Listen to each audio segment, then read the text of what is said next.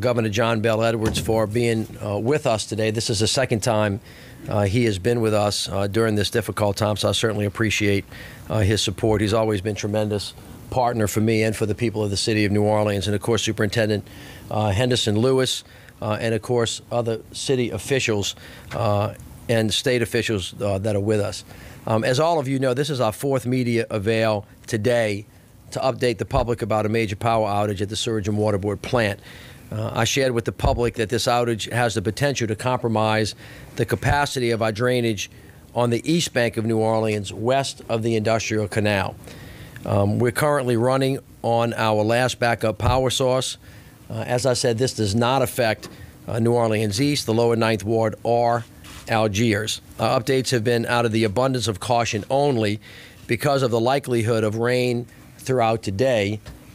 Due to our potential rainfall forecasted by the National Weather Service over the course of the next day, the city is urging residents in the affected areas to stay vigilant, to move their vehicles to higher ground, take necessary actions to protect personal property, and stay off the roadway during thunderstorms, unless an emergency makes it absolutely necessary to do so.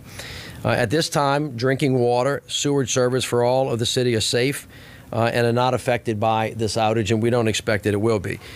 Crews remain on site now working to repair the downed turbine and secure backup power to the pumping stations. They are reporting making good progress. We're going to do everything in our power over the next few hours to secure additional equipment and to get that plant back up and in order. If all the power from Entergy continues, and we expect that it will, we will be able to handle any typical rainfall that we have. We have more than 20 megawatts of power, 38 of 58 available pumps in the areas that could be impacted, and we continue to work around the clock with General Electric and their staff to repair Turbine 1 as soon as possible. Earlier this morning, I declared a state of emergency to ensure that we had the maximum flexibility and most resources to respond to this challenge. As you know, at 9 o'clock this morning, I led an emergency meeting of the Sewage and Water Board. Number one, to get an after-action report on July 22nd and the August 5th flood events to take additional steps to improve the drainage system. At the meeting today, the board also took serious actions and approved an emergency procurement authorization for the immediate repair of the broken pumps. They also approved the process to secure a third-party company to provide interim management of the entire sewage and water board system and to conduct an independent after-action analysis, which I promised the public we would do. We also have 14 2-megawatt pumps on the way to the city that will arrive.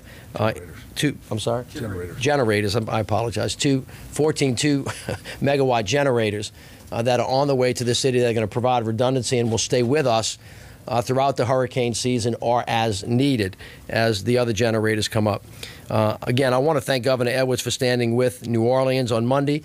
Both the governor and I, along with council members and state legislators, walked the streets of Treme and Lakeview to visit the residents and businesses who were flooded.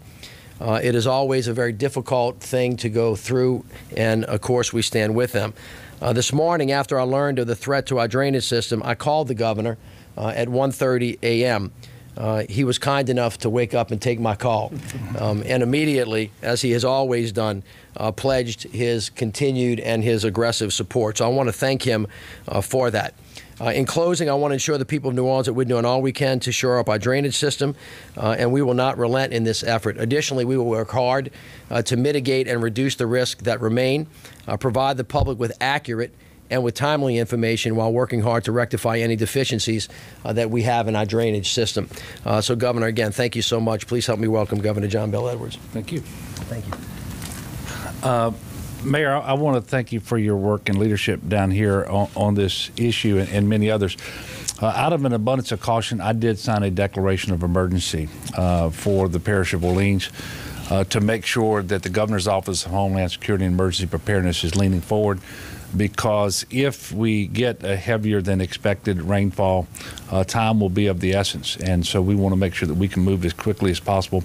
I do want to thank your Office of Homeland Security for working very closely with mine. Aaron Miller and Colonel Jim Wascom have been in very frequent contact And in fact, after I got off the phone with you, I called Jim Wascom to get him started doing some things. And as he was making his phone calls, he was following behind what Aaron was already doing. And so we were all working well together. And obviously, this is a serious situation, but it's not something to be panicked about. We're going to do everything that we can to lean forward, be as responsive as we can be to make sure that we get through this next period of time without undue problems. And we do ask Mother Nature for a little help. So I always ask people to pray, and so we can certainly do that, that we don't experience any terribly heavy rainfalls that would exceed what the capacity here is in New Orleans to handle. Thank you, Governor. Superintendent. Superintendent Henderson Willis. Thank you, Governor Edwards. Due to the uncertainty of pumping capacity for the East Bank of New Orleans, west of the Industrial Canal, and a rainy forecast, in consultation with the city and school leaders, the Orleans Parish School Board and the Recovery School District has determined that all public schools will remain closed, and that's for all students, for Friday, August 11, 2017. That includes both direct run and charter schools. The goal of making the decision at this time is to provide families and staff ample time to plan and secure child care for the remainder of the week. Essential personnel for both OPSB and RSD remain on duty to monitor the situation. The safety of our students and staff is our #1 priority, and this closure is being done out of an abundance of caution. As I said this morning, it's better safe than sorry. As always, we urge our families and our staffs to adhere to all warnings from the city to ensure their safety. Thank you. And as I said, our Homeland Security Emergency Preparedness teams are working together. IEOC is operational. It will continue to be. Of course, you saw this morning the police chief and the fire chief and EMS with us. We will make sure that we pre-position assets in the event that something occurs quickly like it did last year. We're also working with the state to make sure we have all the resources if necessary. I do want to reiterate a couple of things. Prayer would be great, and I hope that, as the governor said, Mother Nature does bless us. But in the event that that does not happen, we're going to make sure that we have everything in place so that people are safe. I want to make sure that people understand that this is not a time to panic. In response to some criticisms that were justly levied last week, notification of what the current situation is really important so that people can pre-position assets and take responsibility as much as they can for making sure that they are safe. And in the event that an event occurs, that we're prepared to help people in the most difficult of circumstances, and we are, and we will be. So I thank all of you again, Governor. Thank you so much, and I'll be happy to answer any questions that you have. Mr. Mayor, you Sure. mentioned at the Surgeon Board report that you're hoping that turbines affected by the fire would be up and online by the end of the day. What is the current timetable for that? How are the repairs going? I don't have an exact answer for you, but it has been reported to me that repairs are going well and that they expect to try to bring it up by this afternoon and to bring it up slowly to make sure that it works. Of course, there's a lot that can happen between, as they say, the lip and the cup, and we will see. We are not relying on that. As I told you, we have ordered 14 2-megawatt generators that are on the way as we speak.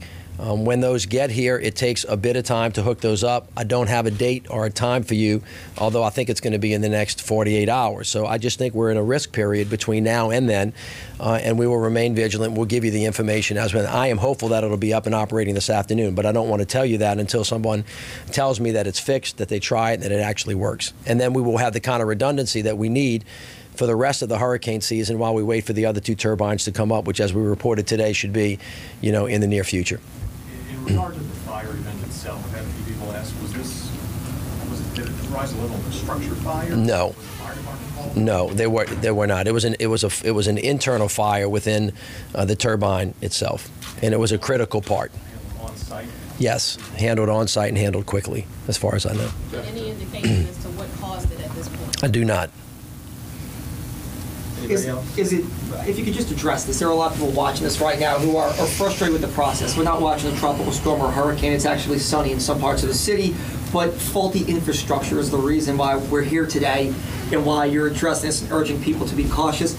Is that, I don't want to say it's new norm, but do you understand people's frustrations that they're leaving their kids home and they're parking their cars on neutral grounds when the sun's shining outside? Well, of course, this is one of the frustrations we had last week when people said, well, why didn't you tell us the storm was coming? I think the National Weather Service said they couldn't even see it as well. So, of course, one of the challenges that the governor and I share every time there's a hurricane threat is to go or not to go. And by the way, if you go and something doesn't happen, people say, why did you send me out too soon? So just in terms of emergency operation response, it's complicated. So, of course, we understand people's anxiety, but at the same time, if you don't warn people and you don't give them a heads up, then they get frustrated about that too. The second part the point that I would like to make is that right now the nation is having a robust discussion about the need for massive infrastructure improvements across the entire United States of America. We have a $5 trillion infrastructure deficit. And Congress right now is arguing about the depth and the breadth of that, and they haven't made much progress. But our sewer system and our infrastructure is Exhibit A in how damaged our infrastructure is and has been over a long period of time, and how much money we have invested.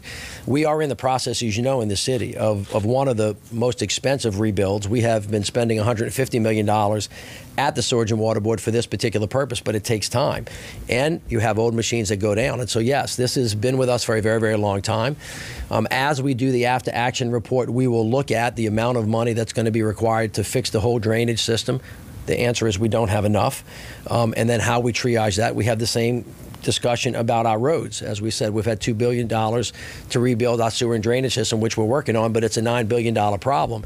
And so this will continue for a very long period of time in terms of how to get the infrastructure in place. In the meantime, though, one of the things that we have to do is find redundant energy supplies to make sure that we have what we need, and we're going to continue to do that as aggressively as we can.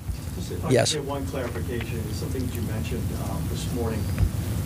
Were you saying that you wanted to get a third-party team in to manage the Sewage and Water Board for the interim, or a third party to do an after-action report? I said I want both, and we're going to do both. We will bring in a team that will help us begin managing and overseeing the interim management, and we will also have a third-party independent analysis so that we all could have a better level of trust about the information that we're getting, which all of you know has changed far too much in a very short period of time for me to feel comfortable with. I have not felt comfortable in the last couple of days with the information we're getting, which is why I went to the plant last night and saw and listened myself, and then got together with other folks so that I could begin to report as accurately as I could based on the information that was given to me what was happening. It's also why I decided to start to notify the public, while hopefully not panicking them, of what the risks are and making sure that they knew that we're bringing backup as well. None of this, at the end of the day, even if we're operating at full capacity, can be done without people cooperating and working with each other. So again, in the event that we have an event, not driving through standing water, helping people out, pre-positioning your car, all of those things we need to do together. But as the governor said, if with great prayer and a lot of hard work, we hopefully will be okay.